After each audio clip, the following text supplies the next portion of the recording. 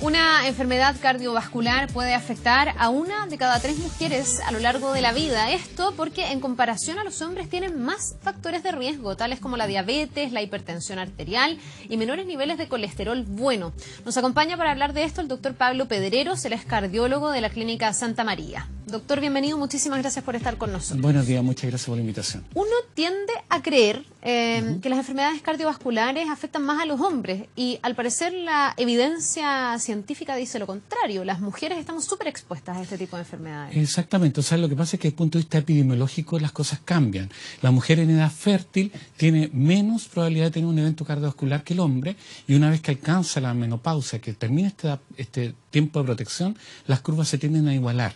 Ahora, lo que sabemos, que es una cosa muy importante, es que la mujer, ya sea en edad fértil o pasada la edad fértil después de la menopausia, si presentan un infarto, presentan un evento cardiovascular, la mortalidad por ese evento va a ser 2 veces superior a la que presentan los hombres. ¿Qué tan importante para no llegar a una... Ya voy a preguntar por la prevención en general, para no desarrollar una enfermedad cardiovascular, pero la velocidad de reacción, ¿qué tan importante es? Lo pregunto porque leí en muchos lugares que los síntomas en las mujeres a veces no son tan evidentes, no es este típico dolor al pecho que a los hombres los alerta mucho.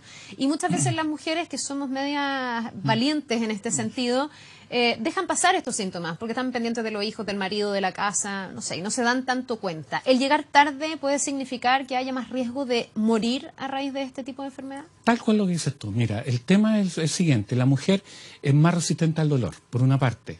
Y por otro lado, tienen conciencia más pegado de la mortalidad, el hecho de la mortalidad por cáncer de mama. De tal manera que no considera que la enfermedad cardiovascular sea un factor importante de muerte. De hecho, la primera causa de mortalidad en las mujeres en este momento en Chile y en el mundo es la enfermedad cardiovascular, desplazando al cáncer de mama. Ahora, en general, tal cual lo que dices tú, el dolor en el hombre es un dolor precordial opresivo, que es lo clásico. Sin embargo, en la mujer la cosa cambia. Puede ser un dolor de espalda, un dolor en el cuello, que cambia un poco la configuración. Y la mujer, por sí sola, tanto por formación como por resistencia al dolor, va a consultar más tarde. Pero eso no se acaba ahí. El problema es que cuando llegan a los servicios de urgencia, se ha estudiado, por ejemplo, en Estados Unidos, que la demora de tomar un electrocardiograma, que es la herramienta diagnóstica, con respecto del hombre, con respecto a la mujer, con los mismos síntomas, la misma edad, se demora aproximadamente 2 horas más tarde en la mujer con respecto al hombre. Ya, pero eso es porque los médicos eso es porque no solamente la mujer, sino que exactamente el médico no va a creer. Y aparte de eso, solamente el diagnóstico se hace más tardío y el efecto de la tendencia a revascularizar, a someter a terapias de reperfusión y el tratamiento es mucho menor en la mujer con respecto al hombre. Y toda esa sumatoria, la llegada tarde, que la mujer va a tener una enfermedad más agresiva, que los médicos reaccionen de forma más tardía, hacen que en globalidad la mortalidad sea muy superior en la mujer que el hombre. Doctor, usted me decía, aquí no es el clásico dolor al pecho, que es el que los hombres tienen como más conciencia y al que atienden con mayor urgencia si es que se produce. Me habla de dolor de espalda, me habla de dolor al cuello. ¿De qué tipo de dolor estamos hablando? Porque la verdad es que en la cotidianeidad y con el sedentarismo y con los niveles de estrés, la espalda y el cuello suelen doler, es algo como más bien crónico. ¿Son dolores agudos, repentinos? ¿Cómo las mujeres podemos distinguir un dolor habitual de un dolor que nos podría dar cuenta de una enfermedad cardiovascular que puede terminar siendo un infarto, un ataque y podemos terminar falleciendo? Exactamente. Mira, acá lo importante es que el dolor cambia en ubicación, pero las características son más o menos las mismas. El dolor anginoso, clásicamente la persona lo tiene cuando hace esfuerzo. Yo hago esfuerzo, me duele el pecho, dejo de hacer esfuerzo, se me quita el dolor. Vuelvo a hacer esfuerzo, me vuelve el dolor. Es una angina estable clásica. Y ahí es donde uno tiene que tener cuidado. El dolor siempre clásicamente uno lo sabe, puede ser desde la zona de la mandíbula hasta la zona epigástrica, que es la zona del ombligo. Toda esa zona puede doler, ambos brazos, no solamente el brazo izquierdo, sino que el brazo derecho. Ahora, en la mujer clásicamente puede ser un dolor más sordo en la zona de la espalda, pero guarda todavía relación con esta cosa de los movimientos, con el esfuerzo. Ya, y es un dolor que se sostiene. ¿Cuánto tiempo de reacción tiene una mujer que está empezando con estos síntomas y a la que se le está desatando esta enfermedad cardiovascular para poder reaccionar y acudir a la urgencia, porque esto es algo urgente. Claro, mira, en general, una cosa es la angina estable, que era lo que habíamos conversado, que uno tiene un plazo razonable para consultar, y el otro es durante un evento coronario agudo, que ahí el dolor se tiende a prolongar en el tiempo. Y eso en general, cuando son más de 5 minutos de persistencia de dolor, un dolor distinto, nuevo, opresivo, que puede ser en el cuello, que está apretando, vale la pena ir a consultar un servicio de urgencia, porque esa es la manera con la cual uno está haciendo el diagnóstico. Ahora, lo importante es no llegar a eso, sino tratar de previamente, frente a factores de riesgo, frente a un dolor que uno le está molestando, consultar a los médicos generales, médicos cardiólogos y hacer un diagnóstico efectivo. Bueno, esto me imagino que considera también hacerse chequeos periódicos. Usted me dice que pasada la época fértil, o sea, postmenopausia, las probabilidades para las mujeres de tener este tipo de enfermedades aumentan. Me imagino que ahí hay que hacer un chequeo más riguroso. ¿En qué debe consistir ese chequeo? ¿Cómo prevenir para no llegar al escenario más grave? Finalmente. Correcto, mira, en primer lugar existen grupos de riesgo. El grupo de riesgo es pasar la edad menopáusica en la mujer. Ahora, antes de la edad menopáusica, mujeres que tienen síndrome metabólico, que son obesas, que fuman, que toman anticonceptivos orales. Si sumamos esos factores de riesgo, por ejemplo, fumar anticonceptivos orales, o estados prediabéticos, anticonceptivos orales, o estados prediabéticos y tabaquismo, dos de esos factores de riesgo a uno le quitan, a la mujer le van a quitar el factor de protección hormonal. Ya. De tal manera que ahí tenemos un factor de riesgo y el otro factor de riesgo es la edad posmenopáusica.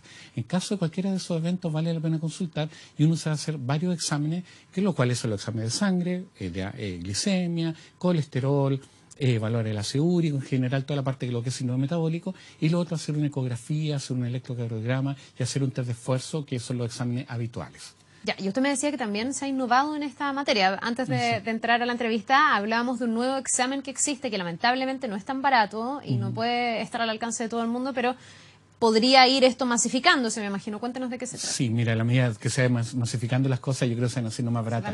Lo que pasa es que desde el punto de vista cardiológico se ha establecido una revolución desde el punto de vista diagnóstico, igual como muchas cosas en la medicina.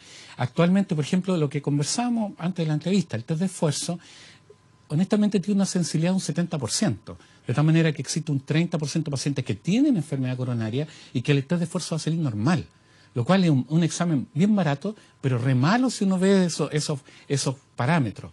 Ahora, existen otros exámenes, por ejemplo, un examen que se llama angioTAC coronario, que es un escáner de alta velocidad que toma como 64 fotos por segundo, o sea, una cosa rapidísima, en la cual se puede ver el corazón, el computador arma el corazón, se ven las arterias coronarias y uno ve dónde están ubicadas las placas de colesterol, en qué sitio anatómico y cuál es el riesgo de esas placas.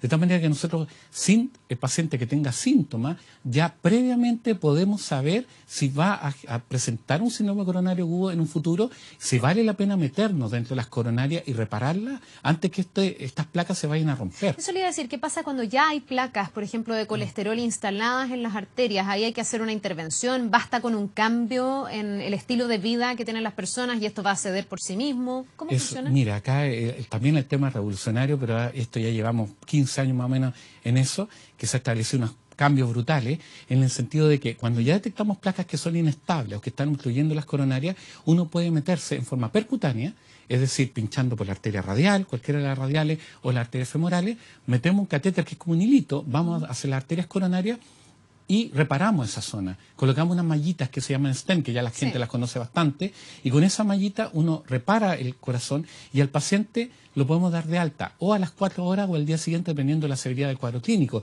Pero es prácticamente ambulatorio y podemos adelantarnos a un infarto, que es una cosa bastante grave, y adelantarnos a la insuficiencia cardíaca y un montón de otras enfermedades. Entonces, como que se está armando el cuadro, ya tenemos la tecnología para hacer precozmente el diagnóstico y tenemos la tecnología para solucionarlo rápidamente. Ahora, ya decimos que todo esto es un poco más engorroso en términos de lo que cuesta y de lo que también significa someterse a una intervención que a lo mejor no es tan invasiva, pero que de todas maneras es una intervención. Si eso no se hace, ¿basta con cambiar el estilo de vida o el estilo de vida debió cambiar mucho antes y evitar llegar a este escenario porque son escenarios más bien irreversibles? Sí, la idea son dos partes. Una es la prevención primaria, que es súper importante, y eso va desde la niñez, yo creo. De la niñez uno tiene que tener claras las cosas, enseñarle a los niños a comer sano, a tener actividad física, a prevenir enfermedades, y después uno, cuando ya va llegando a la adultez, hacerse exámenes preventivos para ir viendo cuáles son mis parámetros de riesgo y de qué manera yo los puedo prevenir. O sea, está claro que yo puedo tener arterias coronarias normales, pero si no me cuido, aquí a 5 años más, el escenario puede cambiar radicalmente. Ahora, ¿qué